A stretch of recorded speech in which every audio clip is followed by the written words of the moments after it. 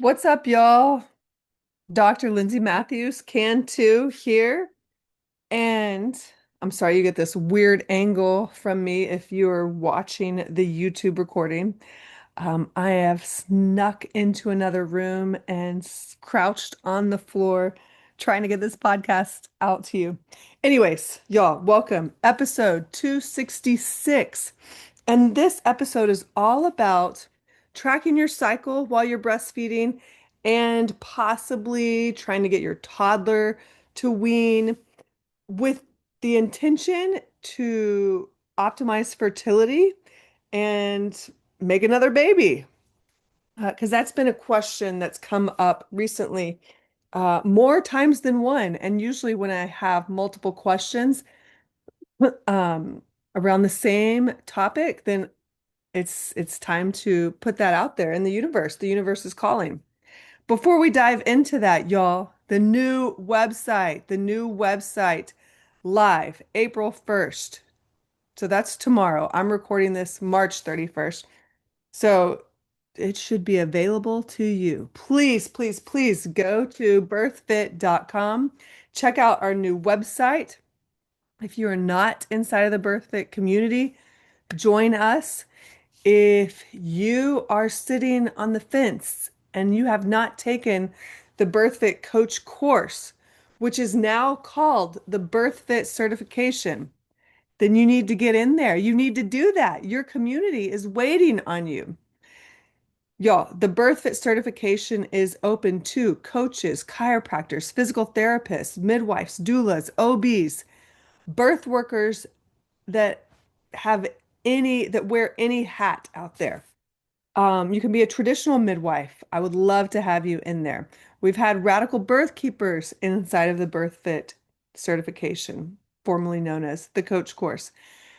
The wait list is open. The wait list is open. Get your name on that.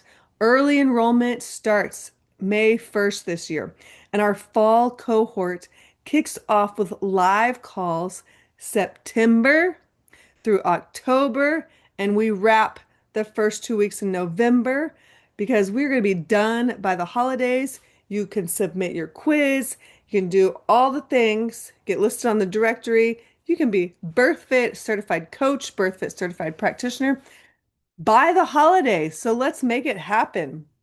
All right, let's dive into our topic of the day. And like I said, when I get a question around a particular topic more than once, it is time for me to address this. And as a reminder, our episodes right now are short, sweet, to the point. So I will try to keep this one directly under 30 minutes, if not maybe a little over. Um, but let's talk about your cycle and women in general. Y'all, I want to back up and I want to just kind of explain things and talk about things from just a really simple lens. Pregnancy is a very energy demanding task. Birth is a very energy demanding task.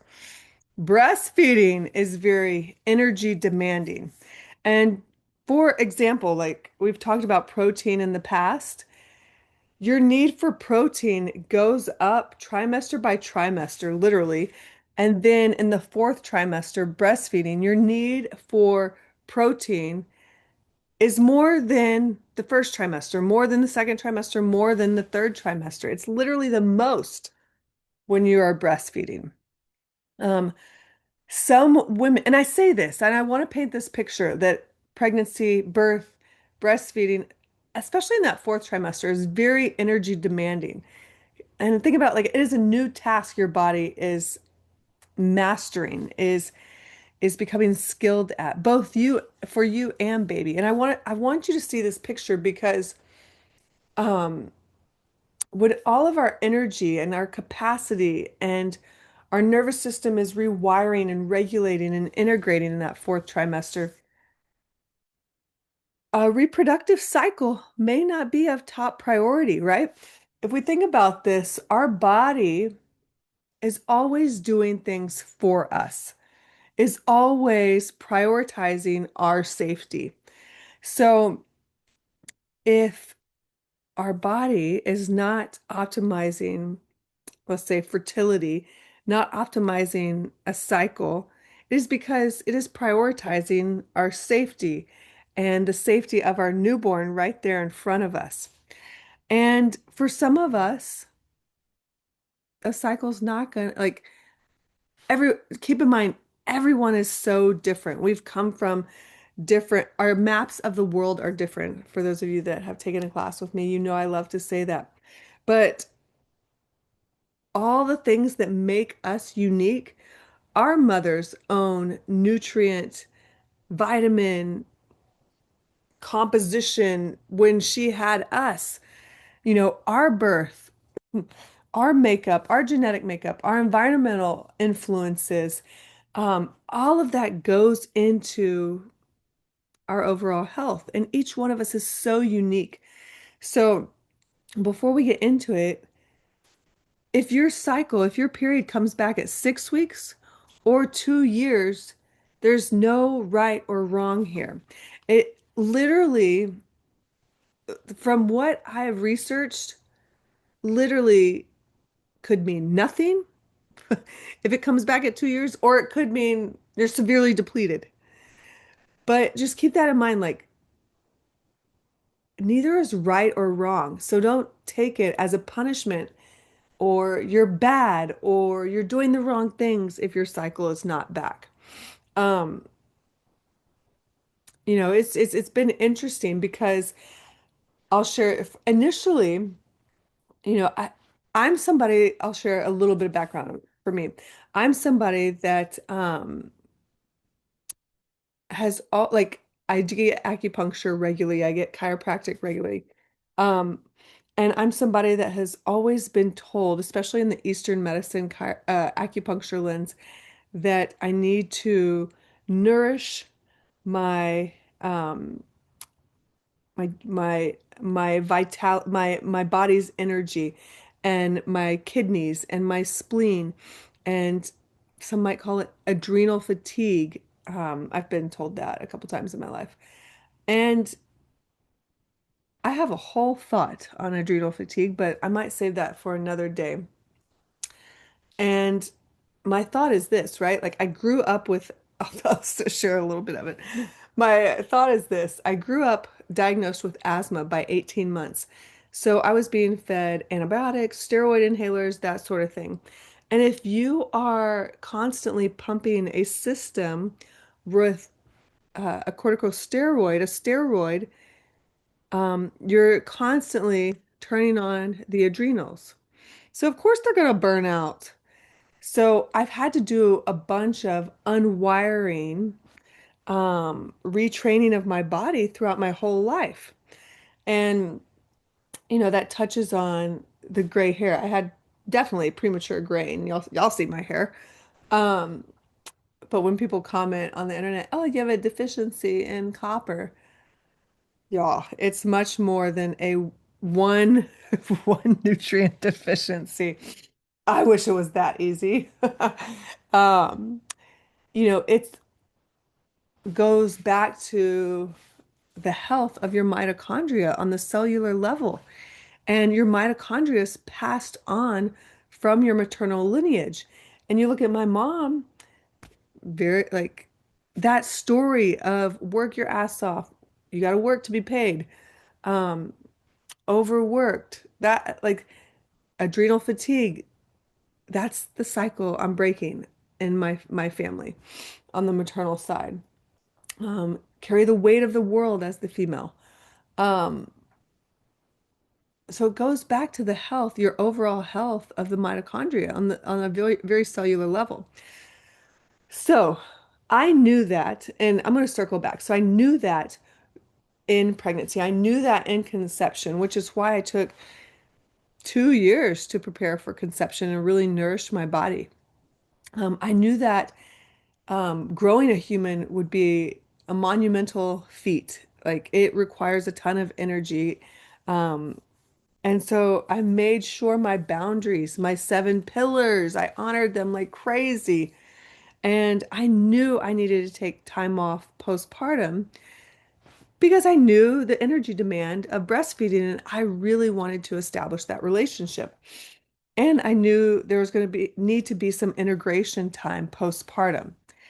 And I say all this because my cycle did not return at three months. My cycle did not return at 6 months. Um, gosh, when did my cycle return? Let me. Do you really go brain dead when you're a mom? Let me see if because I have notes. I think it was exactly a year. It might be longer. Oh, no, you know when it was? It was right at 2 years. So, which makes sense. Okay, so right at 2 years for me. I knew for me it was probably going to be between the year and 2 year mark. I just had this feeling. Um, so about a year postpartum, I started working with a practitioner that did HTMA testing. That's hair tissue mineral analysis testing, to get my minerals back on track because your body is depleted of about 10% at least of your mineral status just from birth. And so I felt like that was a good time. I gave us through 1 year. I really focused on breastfeeding, really put all of myself into my baby, nourishing my baby, and also rehabbing movement wise, going to acupuncture, things like that, doing what I could in the season I was in. My husband was also working a lot of nights. So to be quite honest, it was a stressful season. Um, and that plays a big role in getting your cycle back, go figure. And so at times I felt like I was operating as a single parent. Um, but I'm not a single parent. Let me put that. I don't know how y'all do it. One of my best girlfriends is a single mom, and whoa. Um, so that said, I'm trying to paint the picture for you. Um, and right about we moved in the summer before Vera turned 2, and we moved in with my in-laws for a temporary season, and I was able to get a little more help. Um, And I was able to prioritize some self-care that I had neglected before. And it was right after the day so I love going to the Korean spa, y'all, and there's one in Dallas. And I went to the Korean spa and I just had the most relaxing day. And the next day I started my period like she had never left, and it was the most beautiful bleed ever. Ever. Like no clots, nothing. And it just felt like the most appropriate divine timing. Also, we had night weaned. So Vera did not, she nursed all through the night for at least 2 years, y'all. And some say nursing influences um, your the timing of your cycle returning. Some say it doesn't. But let's go down a few little tips here. So I want to start with tracking your menstrual cycle while you're breastfeeding. Um, you know, when you're breastfeeding, and I want to say this, your body releases a hormone called prolactin, which that stimulates milk production, and that generally suppresses ovulation, which can also delay the menstrual cycle, making it difficult for you to predict fertility. Um, And I say this, some say it's related. Usually it's the amount of breastfeeding, and especially if you're still breastfeeding at night. That's the research I've come across. Um, but no, breastfeeding is not a foolproof method of contraception. Ovulation can still occur even before your first bleed. And I do feel like that was happening with me. I do feel, at least for 2 or 3 cycles, I felt like my body was trying to ovulate. Like I was getting cervical mucus. I was feeling the twinges on um, in the ovaries where I had felt before. And I felt like it was like my body coming back online. So let's talk about this. The more frequently and exclusively you breastfeed, the more likely it is that your menstrual cycle will be delayed. That's, I would say that's a general rule across the research that I've found. Um, Breastfeeding around the clock, especially at night, will suppress ovulation for the most part. Um, Oops, I lost my notes here. There we go. And then that what moving on. Will suppress ovulation for the most part. Now, we talked about exclusively breastfeeding. That means no formula, no bottle feeding, even if it is breastfeeding, because that's going to change. Like when you're pumping, that's a whole different experience for your body, your boob, and for baby. So we exclusively breastfed. Vera did not take a bottle. She did not take a pacifier. We didn't want pacifiers, but did not take a bottle. So it was on the boob or not. And we nursed through the night, um, at least through 2 years old. And I mainly did that because I was her constant. And y'all, it intuitively felt right. I was her stability, especially when we moved that summer. We had tried night weaning before, um, and we had a couple rough nights, and we're like, okay, it's not the time. Um, So exclusively breastfeeding will delay menstrual cycle just in general. But if you start to introduce a bottle, if you do some night weaning, all that's going to influence your hormones. If you start to introduce solids, now the frequency and intensity of breastfeeding may decrease, and this can lead to a higher chance of ovulation and return of the menstrual cycle. Um, but overall, in my research, the biggest impact seems to be exclusively breastfeeding and nighttime breastfeeding. Um, just those seem to have the biggest impact on the return of the menstrual cycle, which, like, looking back on my experience, it makes sense because we really didn't take away nighttime booby till about 2 years. And then, like 2 months later, there's my menstrual cycle. So, when you're breastfeeding, you want to observe, if you're trying to track your menstrual cycle, you want to observe physical signs. Like I was talking about, if there's any cervical mucus, um, that like, especially the clear, slippery, stretchy, excuse me, that's your body trying to come back online, trying to have a fertile window. This is one of the biggest signs when your bleed hasn't returned. Now, the other signs would be tracking symptoms. Like I mentioned, cramping, twinges, breast tenderness. Also, you can track basal body temperature, which I thought was really hard for me as somebody that was nursing off and on through the night. Um, but it is there, and I think it's when it's consistent, it's very reliable. Again, if you've heard me talk in the past, you know I love the 2 decimal digital thermometers just from like a CVS or a Walgreens, like the old basic ones. Those are, I think, the best for basal body temperature. So tracking your menstrual cycle while breastfeeding can be challenging due to the hormonal changes that occur during this season and obviously the lack of bleeding. Um, and breastfeeding can delay the return, but just keep in mind the return of your menstrual cycle. It is not foolproof. You can still have a baby.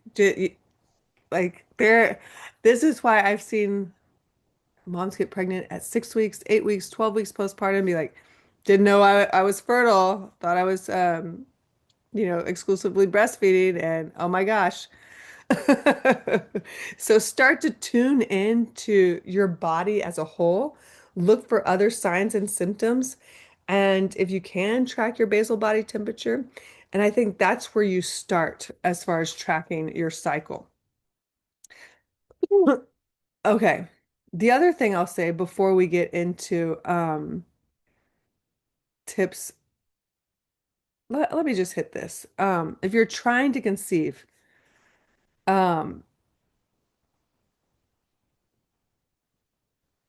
if you're trying to conceive while you're breastfeeding, I don't have issues with timing. I think it's your life. Um, there's research out there that says a year's sufficient enough to have between pregnancies, while others will say 3 to 4 years. But honestly, I think the biggest thing is you need to restore your minerals and vitamins and nourish your soul like it's your damn job. Um, because that second pregnancy, that subsequent pregnancy after the first one, or maybe it's the third one, whatever, but that subsequent pregnancy, if you do not restore minerals and vitamins and nourish yourself like it's your dang job, then they will lack the minerals. Then you will go into that pregnancy in a depleted state. Um, so keep that in mind.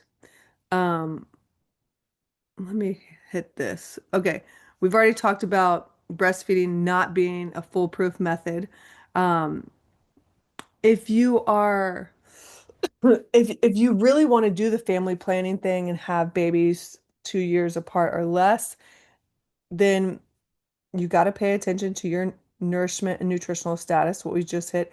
And you're going to need to pay attention to the relationship you have with your baby.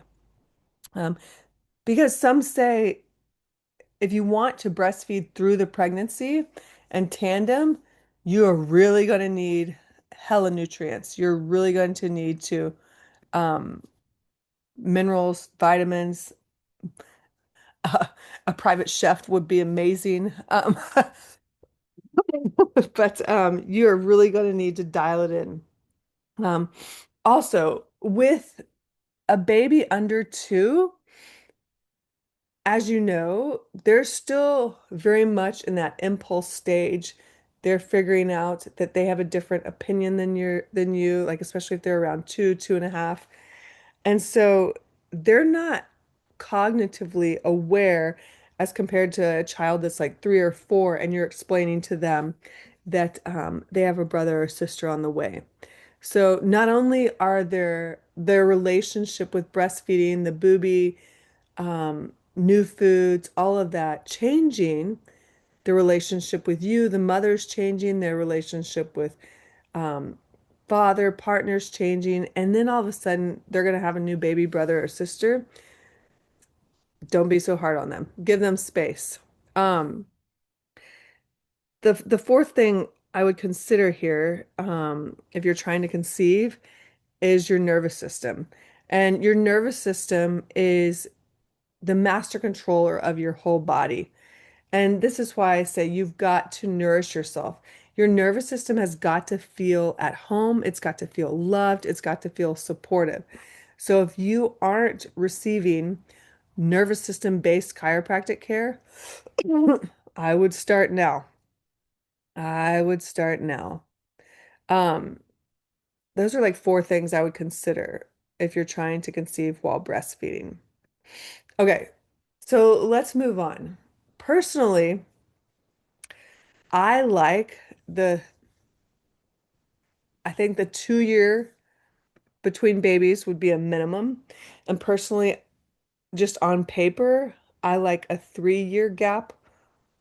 Um, that would be ideal. Gosh, sorry, y'all. I got this tickle in my throat and I'm just getting over this like head thing. I think 3 years in my book, my personal book would be optimal. 4 years would be max if you're having siblings. If you could like nobody's gonna like critique you if you have a 6 year age gap, 8 year age gap, or 10 year, oops, baby. But if you want to know optimal sibling spacing, I think mine would be 3 years. Um, I'm right at that hitting that 3 year mark, and I'm trying to my best to optimize my health and my fertility as somebody that's 43 years old. So one of the things we did at 2 years was night wean. Vera still gets Booby to go to sleep at night. She gets Booby when she wakes up in the morning. If I'm here, she gets Booby for nap time, and she gets Booby when she wakes up from a nap. She's a little Booby monster. But I am able to go away for a weekend, like a Friday through Sunday. And I think if I stretched it out for a week, we would be done with Booby. Um, so we've significantly cut nursing, and that came right around the 2 year mark, which, as you know, that's when my cycle returned, especially I think because we weren't doing it at night. Um, if you are working on weaning, and I'm somebody that strongly, strongly, strongly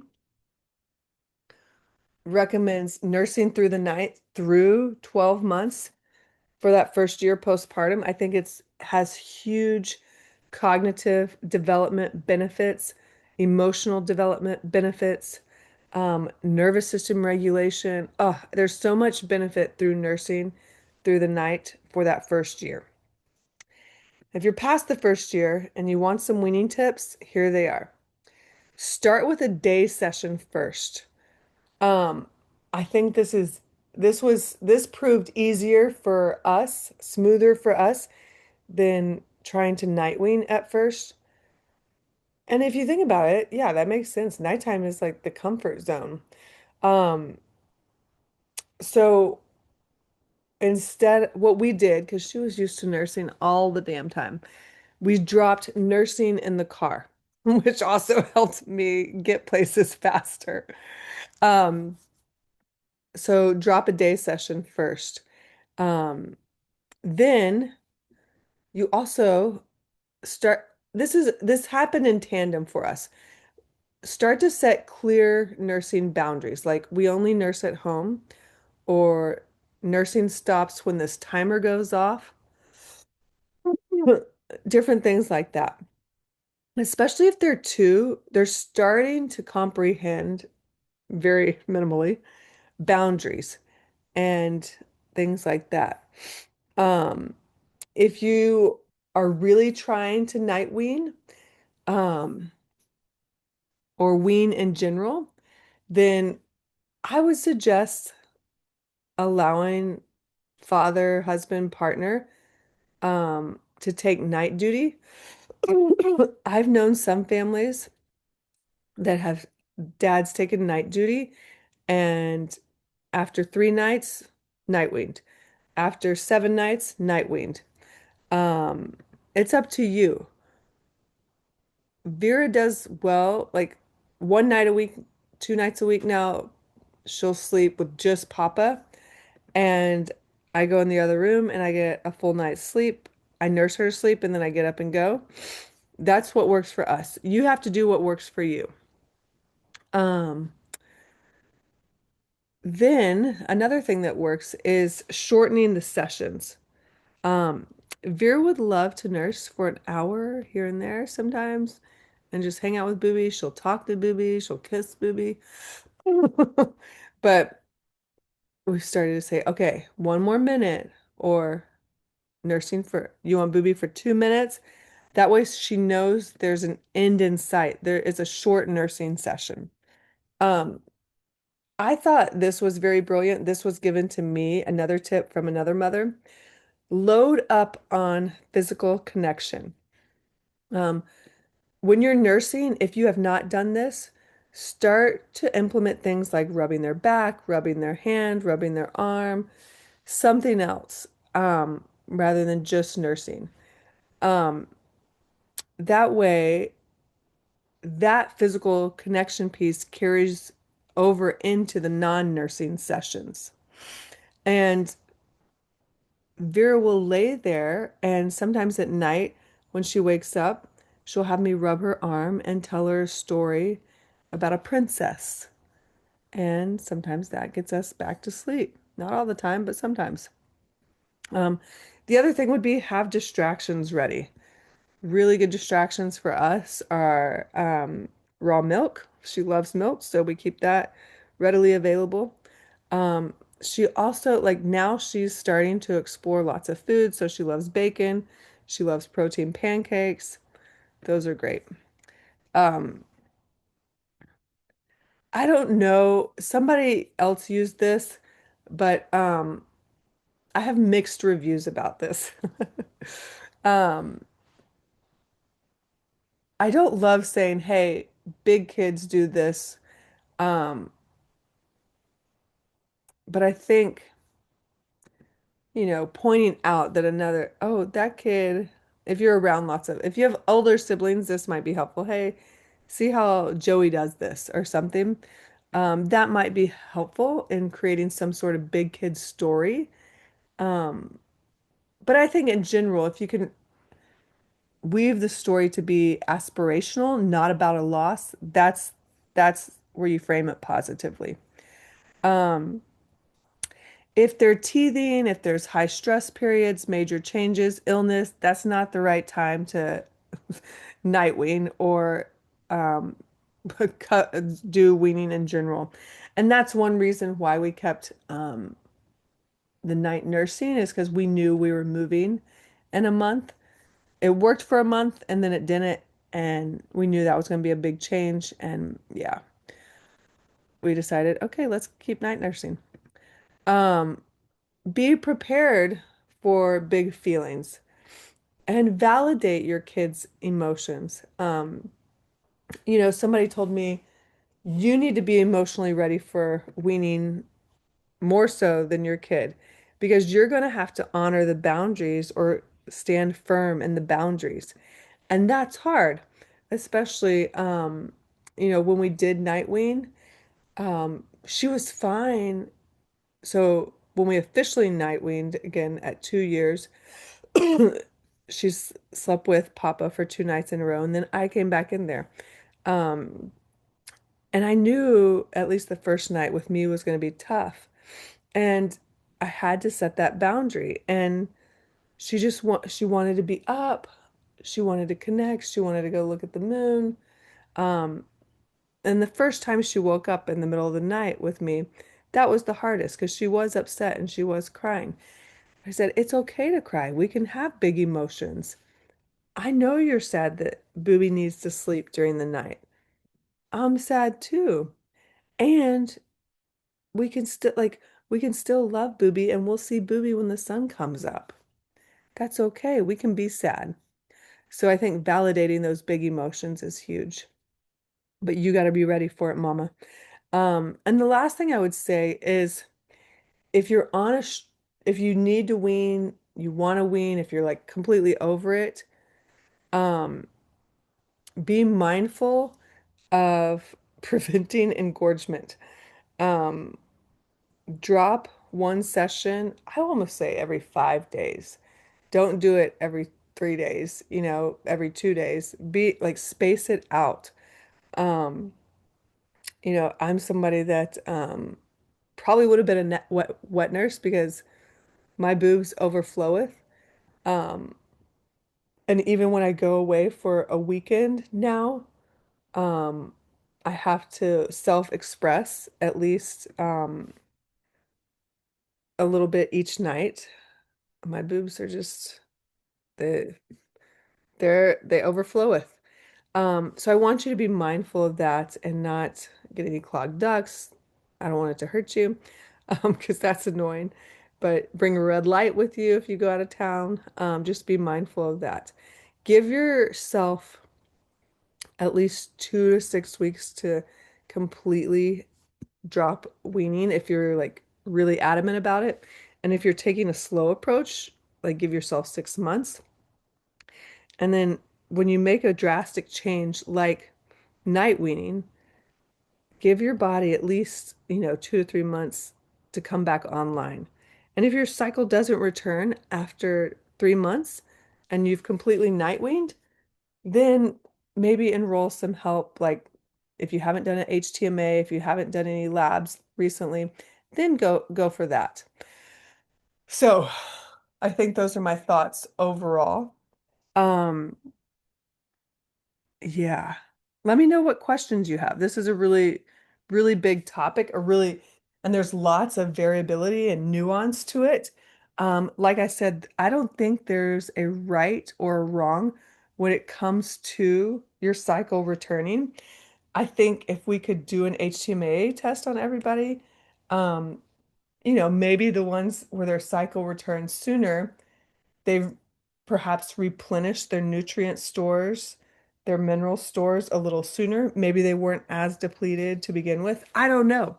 Um, but I think you got to tune into your stress levels overall, your nervous system, your nutrients, your minerals, and yeah, nourish your soul. All right, let me know if any questions, thoughts, reflections come up. And don't forget to check out the new website, get on the wait list for the next BirthFit certification. All right, y'all. Last thing, leave us a review. I would love that so much. All right, thank you so much. Bye, everyone.